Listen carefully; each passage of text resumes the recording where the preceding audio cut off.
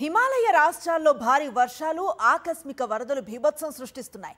దేవభూమి Uttarakhand, Apple state Himachal Pradesh ప్రకృతి ప్రకోపానికి విలవిల్లాడుతున్నాయి. కుండపోత వాహనాలు, మెరుపు వరదలు, కొండ చర్యలు విరిగిపడ్డ ఘటనలతో రెండు రాష్ట్రాలు అల్లాడుతున్నాయి. గంగా, అలకనంద నదులు ఉప్పొంగటంతో ప్రజలు బిక్కుమంటున్నారు. ఆకస్మిక వరదలకు కకావికలమైన ధరాలి గ్రామం మరుభూమిని తలపిస్తోంది.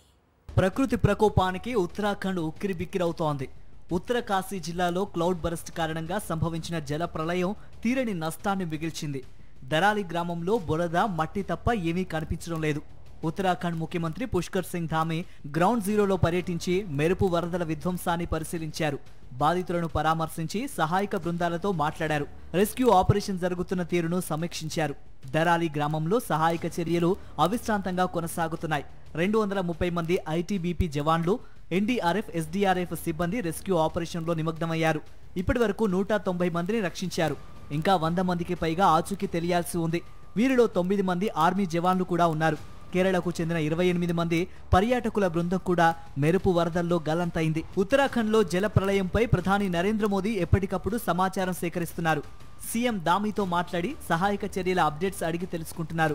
MI-17S ధృవ్ హెలికాప్టర్లను ఆర్మీ స్టాండ్ బైలో పెట్టింది. ప్రజలను సురక్షిత ప్రదేశాలకు తరలించేందుకు అధికారులు చర్యలు చేపడుతున్నారు. ప్రతికూల వాతావరణం సహాయక చర్యలకు ఆటంకం కలిగిస్తోంది. కొండ చర్యలు విరిగిపడి 5 నేషనల్ హైవేలు, 7 రాష్ట్ర హైవేలు సహా 163 రోడ్లు మూతపడ్డాయి. హరిద్వార్లో గంగానది, రుద్రప్రయాగ్లో అలకనంద ఉప్పొంగి ప్రవహిస్తున్నాయి. అటు హిమాచల్ ప్రదేశ్లోనూ భారీ వర్షాలు బీభత్సం సృష్టిస్తున్నాయి. కిన్నౌర్ జిల్లాలో కైలాస్ యాత్ర ట్రెక్కింగ్ మార్గంలో వందలాది మంది యాత్రికులు వరదల్లో చిక్కుకుపోయారు. వెంటనే స్పందించిన ఐటీబీపీ సిబ్బంది 413 మందిని కాపాడారు.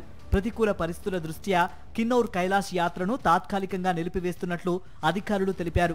రెండు రాష్ట్రాలలో ఈ నెల 10 వరకు అత్యంత భారీ వర్షాలు కురుస్తాయని ఐఎండీ హెచ్చరికలు జారీ చేసింది.